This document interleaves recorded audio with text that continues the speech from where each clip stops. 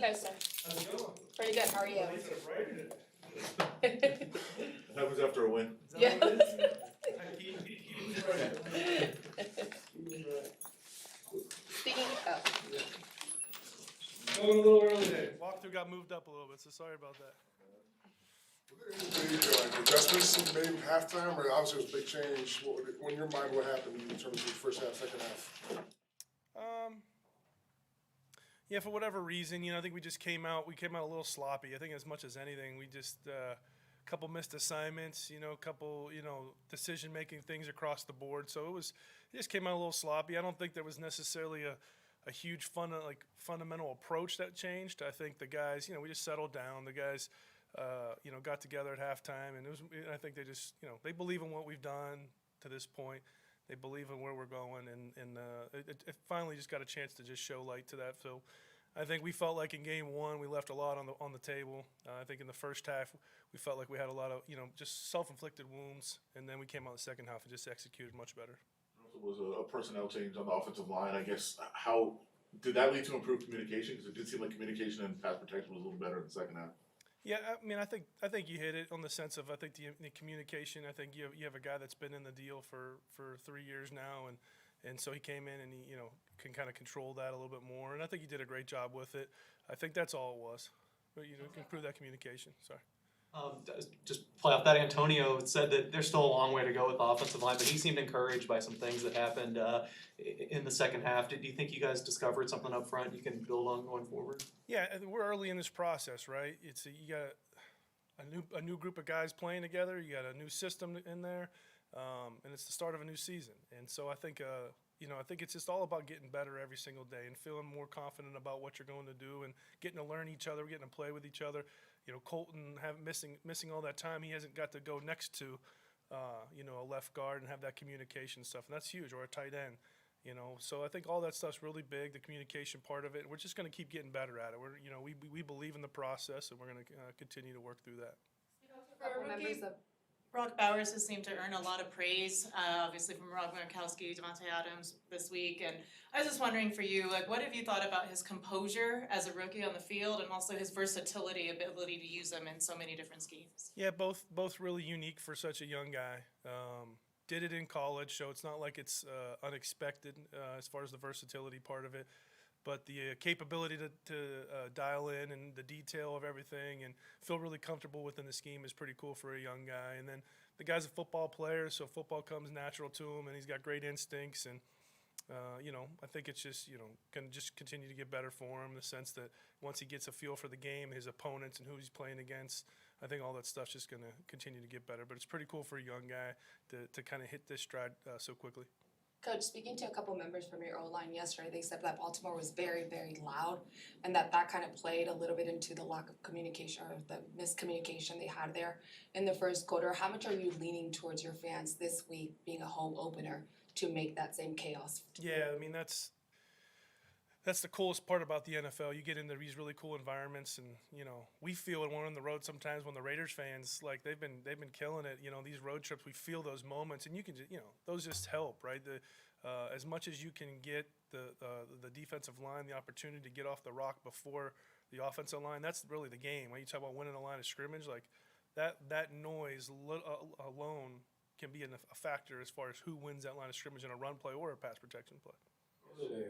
Antonio Pierce, he was talking about the run game. He said sometimes less is more in terms of run concepts. Have you guys considered doing that at all this week in terms of maybe paring down what you're doing in the run game?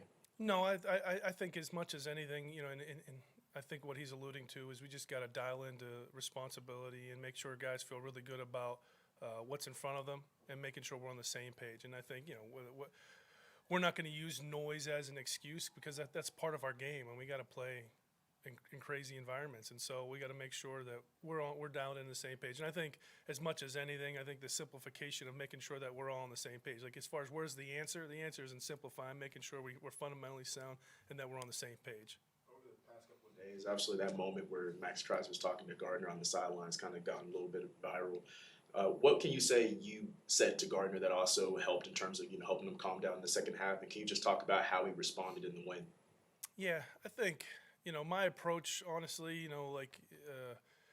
whether I was coaching in college or whether I was coaching at this level, I think I reflect a lot on as myself as a player. Like I know it's the high school and college is different. I'm not trying to put that, but I just reflect on the sense of the consistent approach and the focused approach, and not kind of being a high and low guy. You know what I mean? When things are going great, freaking, let's just pat everybody on the back, or when everything's going well, let's bury people. I think it's a consistent approach. I think it's a process. I think that's kind of my coaching style philosophy, and I think that, for a quarterback position, that's probably, it helps a lot. And Gardner's that kind of guy. He's been through it, done it. He's lived the high and lows and stuff, and he's just always kind of come out of it, the right way. And I think it's a credit to him as much as anything, just being grounded, being tough-minded, to be able to come, whatever, whether it's a game, whether it's a half, whether it's a quarter, like things happen. We say it all the time in our room. The NFL's a roller coaster. And you can't go get crazy with the highs, and you can't, dwell on the lows. And so I think that's just a testament to him, as a player and a person.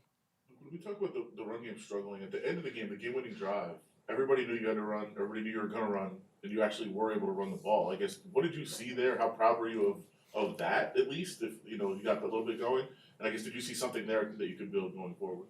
Yeah, I mean, it's like anything. I think there was a second play of the game, and we threw a wide route to Zamir, and the guy made the play, right?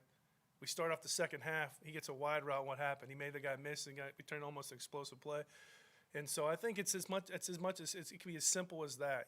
Guys getting comfortable with what we're doing, believing in something, and just getting better every day at it. And we got to do a better job from the coach's perspective, and giving them the tools to go get the job done. And at the same time, these guys have accepted the challenge to go get it done, whether it's a run play or a pass play. And I think at the end of the game, you had a really cool example of guys being on the same page, knowing what to do, knowing what to expect, and they went and executed at a high level. And to Zamir's credit, he was running, put the pads down, and he was running hard. You have a guy like Davante that already knew your system coming into it, but then during the game, he said at halftime he helped to motivate the team as well, spoke up and tried to get them going, fired them up. For you, what's it like? How invaluable is it basically to have somebody not that just knows the system, but that can also be a motivator to this team when it's struggling? Yeah, you've heard the cliche, or the player-led teams are way better than coach-led teams, and when you're on the battlefield and like these guys are together, and one of your guys steps up who has to go do it, and he's there doing it, I think that always will speak volumes over any coach speech. I think it is invaluable, to your point. I think it's being able to have those moments and being able to be there for your teammates whenever things are good and bad, I think is a critical characteristic of a good teammate. And I think Davante has displayed that since my time back here and my time with him back in Green Bay. I guess there's a chance that Jackson Powers-Johnson could play Sunday. What does he bring to the table?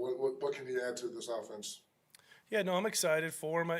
He's had a rough go, kind of just getting these things kind of getting in the way, and so we're excited to get him on the grass. I think to his credit, to not have much experience or time or on task, the knowledge that he has and of what we're doing, what we're asking him to do, it's pretty cool to see a young guy again, another high football IQ guy. So I think do we know exactly what we're going to get? No, but we're excited for him and for his growth. So we'll be excited to see when that opportunity comes, how he handles it all.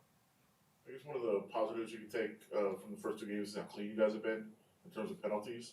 What has gone into that, and I guess how important is that for your offense to stay penalty free? Yeah, I mean, you talk about turnovers and you talk about penalty free. Those are two ways you don't beat yourself. And I think one game we turned it over and we beat ourselves, and the other game we took care of both, and we were able to keep in the game, right? When your defense makes critical stops and then you go execute on it, I think that's all plays in together. And I think those two things give you a chance to go stay in games. That's like if you look across the league, most games are always close, right? And then you got to go win it in the end. Win the end of the half, win the end of the game, and we believe in that too. And so when you have good defense and when you have a efficient offense, which we're doing a really good job, high completion percentage and getting those explosives that we need to go get, I think that all this plays in together. And then happened in the Chargers game, right? We ripped off 2 runs, and one was a turnover and one was a penalty, and they were critical for that game. Thanks, Coach. Thank you, guys. Coach.